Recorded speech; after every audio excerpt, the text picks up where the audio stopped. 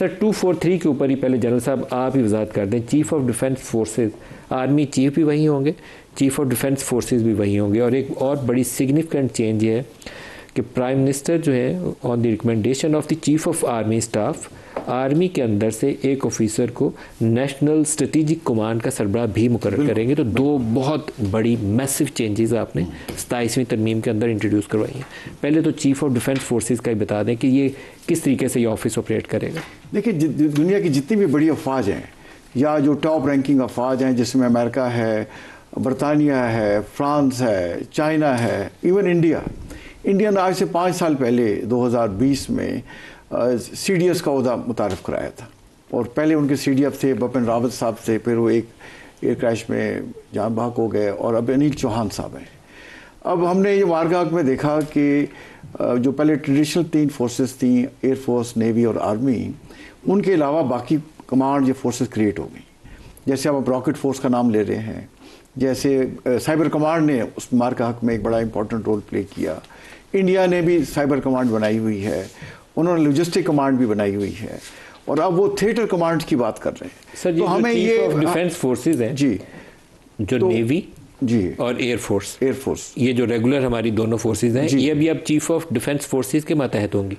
नहीं, मतहत देखिए, इस डायरेक्टली मतहत जो है ना, मतहत थोड़ा सा कॉम्प्लिकेटेड सा लफ्ज़ है, but he is going to be the chief of defence forces. तीनों फोर्सेस के चीफ हो गए ना। तीनों के अलावा अगर रॉकेट फोर्स आ जाती है, जैसे हमने अनाउंस कर दिया रॉकेट फोर्स बनने जा रही है, ठीक है, उसके बाद हमारी स्ट्रेटेजिक फोर्सेज हैं, जैसे आपने कहा ना नेशनल स्ट्रेटेजिक फोर्स कमांड, ये हमारी जो नेवल, ये जो हमारे न्यूक्लियर एसेट्स हैं उनको सारों को, जैसे तीनों की आर्मी, नेवी, एयरफोर्स की अपनी अपनी थी, army strategic force command, naval strategic force command, ये एग्जिस्ट करती हैं। सर अब एक थोड़ी क्लैरिटी के लिए, समझने के लिए आसान हो जाएगा, नेवी, एयरफोर्स और आर्मी, इन तीनों के सरबराह चीफ ऑफ डिफेंस फोर्सेज होंगे। देखिए, सरबराह for to coordinate the operations, to create jointness, otherwise वो इंडिपेंडेंट होंगे। वो इंडिपेंडेंट प्राइम मिनिस्टर अपनी स्वाबदीद के तहत उन्हें लगाएगा, वो कुल खुद मुख्तार होंगे। जहां ऑपरेशंस की बात आएगी, जहां वॉर स्ट्रेटेजी की बात आएगी, वहां फॉर ऑल ऑपरेशनल पर्पसेस और operational purposes chief of defence staff जो है वो ऑपरेशंस को कोऑर्डिनेट करेंगे, उसमें जॉइंटनेस लाएंगे, उसमें सिनर्जी लेकर आएंगे, ताकि एक दूसरे के फोर्सेस कॉम्प्लीमेंट करें, इंडिपेंडेंट ऑपरेशंस ना हो। बिलाल साहब से पूछते हैं, बिलाल साहब ये तो मैं इसमें सिर्फ ये ऐड कर, जैसे त्रिशूल का आपने जिक्र किया, अब देखिए त्रिशूल में उनकी आर्मी, नेवी, एयरफोर्स हिस्सा ले रही है, उसमें साइबर कमांड हिस्सा ले रही है, उनकी लॉजिस्टिक कमांड हिस्सा ले रही है। तो अब 3 से 5 तो मैं आपको ये गिना रहा हूँ। तो हमारी जो प्रीडोमिनेंट स्ट्रेटेजी है पाकिस्तान की, वो लैंड स्ट्रेटेजी है। जैसे हमारा 3,500 किलोमीटर का बॉर्डर इंडिया के साथ है, 2,500 से किलोमीटर ज़्यादा बॉर्डर अफगानिस्तान के है। तो जो लैंड ऑपरेशंस होते हैं ट्रेडिशनली और फ्यूचर में भी, उनको नेवी और एयरफोर्स सपोर्ट करेंगी।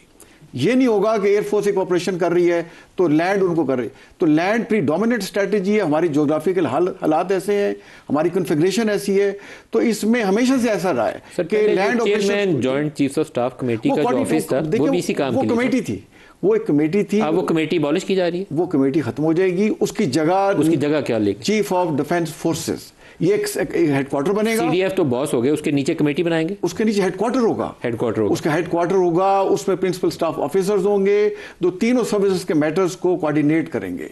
और बिलाल साहब से भी पूछा, बिलाल साहब आप बताइएगा, ये दोनों बहुत सिग्निफिकेंट है, चीफ ऑफ डिफेंस स्टाफ और नेशनल स्ट्रेटेजिक कमांड, जो वो भी प्राइम मिनिस्टर अपॉइंट करेंगे, लेकिन from army, on the recommendation of army chief. जी बिस्मिल्लाहिर्रहमानिर्रहीम। नदीम साहब बहुत शुक्रिया अपने शो में दावत देने का। देखिए आज एक तो जी आज ये सेनेट से ये अब पास हुई है जी विद 2/3 वोट, और कल ये नेशनल असेंबली में जो 27 कॉन्स्टिट्यूशनल अमेंडमेंट है, ये हम एक्सपेक्ट करें कि वहाँ पे प्रेजेंट होगी। 64 चाहिए थे 2/3 के लिए, और 64 ही आपको मिले। जी। और उसके लिए एक PTI के बंदे को और एक JUI के बंदे को आपको लोटा बनाना पड़ा। नहीं देखिए, ये तो अब आपकी लोटा बनाना, अब आप उससे कहें, अब उनकी एक अपनी आप कहें कि कभी जब भी कोई मेंबर अपनी मर्जी इख्तियार करे तो किसी को पसंद ना हो तो उसको लोटा कह दें, उनकी अपनी एक चॉइस है। आप कह दें सर, लेकिन वो अपनी पार्टी लाइन के खिलाफ वोट दिया। नहीं तो पार्टी लाइन देखिए, आप ये इख्तियार है जी, सोचते समझते ही इंसान है ना। तो अगर उन्होंने एक फैसला किया है, नोइंग द कॉन्सिक्वेंसेज, उन्होंने क्यों, ये उनकी एक मंशा, उनकी चॉइस है, and I think they have made the right decision. देखिए, चूंकि जिनकी आप पार्टी लाइन की बात कर रहे हैं, पार्टी लाइन वालों ने तो स्टैंडिंग कमेटी और पार्लियामेंट्री प्रोसेस का हिस्सा होना गवारा नहीं किया, हमेशा की तरह। हमने बार बार इनसे कहा, आप स्टैंडिंग कमेटी के अंदर, मैं उधर मेंबर था, 2 दिन हमने लगाए हैं, फिर आर्टिकल बाय आर्टिकल रीडिंग भी हुई, बहस भी हुई, कुछ इंप्रूवमेंट्स भी उसके नतीजे में स्टैंडिंग कमेटी में इसमें बिल में आई। अब इतनी दौड़ना लगाते ना तो 2-4 रोज मेहनत कर लेते तो आपको वैसे ही किसी पार्टी से सपोर्ट मिल जाती है। क्या 2 वोट का तो फर्क नहीं, देखिए बात ये है कि आपको तो जल्दी है कि बस 3 दिन नहीं जी, देखिए हमने वो जल्दी नहीं, हमने स्टैंडिंग बिल्कुल पार्लियामेंट्री प्रोसेस के तहत ही किया और सेनेट के अंदर ये बिल प्रेजेंट हुआ, स्टैंडिंग कमेटी में गया, जिधर से हस्बे रवायत। आप कौमी असम्बली से कब पास कराएंगे? नहीं, कौमी असम्बली में अब कल प्रेजेंट होगा बिल और उसके बाद देखिए, क्योंकि देखिए स्टैंडिंग कमेटीज दोनों हाउसेस की उसको कंसिडर किया, आर्टिकल बाय आर्टिकल रीडिंग की, तकरीबन 12-13 घंटे इसके ऊपर लगे। मतलब कल आप पास करवा सकते हैं कौमी असम्बली से? देखिए वो तो अब प्रेजेंट हो जाएगी, उसके बाद आई एम श्योर तकारीर भी होंगी, तो let's see when it happens. But standing नहीं, मगर देखिए, मगर जो स्टैंडिंग कमेटी का अमल है, या तो आप कहते हैं कि स्टैंडिंग कमेटी का अमल जो है वो नाकाफी है। देखिए पार्लियामेंट्री प्रोसेस में और तो कोई तरीका नहीं है एक किसी भी कानून को तफसील में देखने का। इधर दोनों standing committees, law and justice की, नेशनल असेंबली और सेनेट दोनों की जॉइंट मीटिंग बुलाएगी, जिससे विलफुली पीटीआई ने हमेशा की तरह टीवी पे बयानात अपनी जगह, मगर जहां पर आके डिबेट करनी चाहिए थी, अपना मौका देना चाहिए था, वहां पर नहीं आए। उसी तरह जिस तरह जाफर एक्सप्रेस हमले के बाद नहीं आए, उसी तरह जिस तरह जब प्राइम मिनिस्टर मीटिंग बुलाते हैं तो नहीं आते, फिर बाद में कहते हैं हमारी राय नहीं ली गई। मगर जो आपने सवाल किया है, देखिए इसके हवाले से बिल्कुल अब आपके जिस तरह आप जिक्र कर रहे थे, chief of army staff bill now concurrently, अगर ये नेशनल असेंबली से भी इंशाल्लाह हम एक्सपेक्ट करें कि ये 27 कॉन्स्टिट्यूशनल अमेंडमेंट पास हो जाएगी and it will then become a part of the constitution, तो वो concurrently chief of defence forces होंगे। और मकसद वो ये जो जनरल साहब बता रहे थे कि एक यूनिटी ऑफ कमांड इंश्योर करने के लिए प्रैक्टिकली इंफरादी सतह पर फील्ड मार्शल आसिम मुनीर ने यही किरदार पिछली जंग में अदा किया, मगर इसको इंस्टीट्यूशनलाइज करना। और आज के दौर में जहाँ पे डिफेंस की definition itself is not just simply land, air and sea, defence की एक अपनी डेफिनेशन वसी हो गई है और उसके अंदर to ensure coordination and to ensure that in a synchronised and coordinated in a holistic manner आप अपने मुल्क का दिफा कर सकें। तो इसीलिए इस चीज़ को मद्देनज़र रखते हुए पार्लियामेंटेरियंस ने, पहले हुकूमत ने यह बिल पेश किया और अब 2/3 वोट के साथ सेनेट ने इसको पास किया आफ्टर डिलिबरेशंस। तो ये इसका मकसद है जी, और हम उम्मीद करते हैं इंशाल्लाह कि इससे जो हमारा दिफा है वो मजीद मजबूत होगा और ओवरऑल ये जो तरमीम है इससे गवर्नेंस मजीद मजबूत होगी। जी आप सर, उमैर साहब, आपको ढेर सारी तकरीरें सेनेट में भी करनी चाहिए थी, आपको ढेर सारे अपने आर्गूमेंट्स और पॉइंट जो तब्दीलियाँ थी, तरामीम थी, तजवीज़ करनी चाहिए थी स्टैंडिंग कमेटीज़ के अंदर भी। पार्टी को अपना रोल अदा करना चाहिए, चाहे 2 बंदे हो, चाहे 25 बंदे हो, चाहे 50 बंदे हो। उठा के पीछे निकल जाना तो आप उसको फ्री हैंड दे देते हैं जो आपने दिया। नहीं, फ्री हैंड तो नहीं है जी। देखें सिस्टम, देखें क्या चल रहा है, मतलब देखें कि कॉन्स्टिट्यूशन में जो कॉन्स्टिट्यूशनल गारंटीज़ मौजूद थी, जो सुप्रीमेसी ऑफ पार्लियामेंट की फाउंडेशन है, वो आज इन्होंने हिला दी हैं। 26वीं आइनी तरमीम में जो रास्ता तकरीर कौमी असम्बली में करते तो कितना अच्छा लगता है। तो कौमी तो अभी आई नहीं ना, तो कौमी में होगी ना। देखें सेनेट वाले तो आज उन्होंने की होंगी, वो 1-2 दिन से कर रहे हैं इस चीज़ पे। बैरिस्टर अली जफ़र बोले थे पहले, आज का मुझे नहीं आइडिया। मगर देखें आर्टिकल 243 की आपने बात की, देखें जो आप कह रहे हैं कि ऑन द रिकमेंडेशन अपॉइंट होगा, मतलब ये पार्लियामेंट अपने डोमेन में से एक चीज़ उठा के कहीं और दे रही है। आप सुप्रीमेसी ऑफ पार्लियामेंट पे कॉम्प्रोमाइज़ कर रहे हैं, आप खुद कदगन लगा रहे हैं।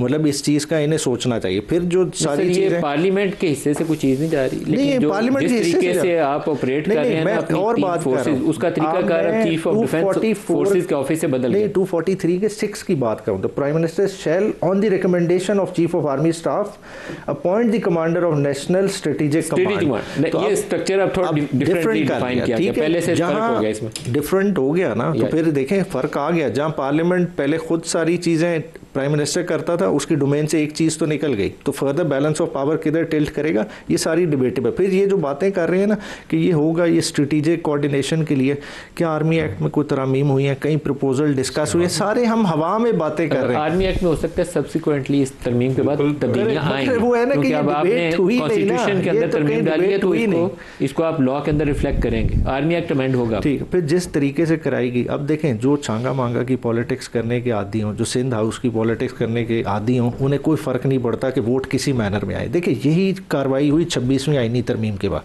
63A की कितनी बड़ी सूरतकारी की गई कि एक जज साहब रिटायरमेंट से पहले फ़ौरन फैसला दे के जाते हैं, वहाँ से दरवाज़ा खोल दिया जाता है।